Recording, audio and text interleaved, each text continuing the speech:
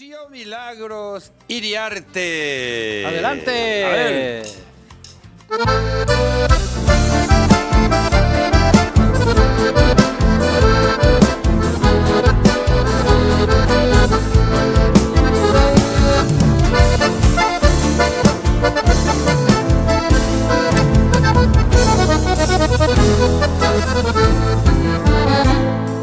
Yo te conocí allá en el norte donde reina el Morejú,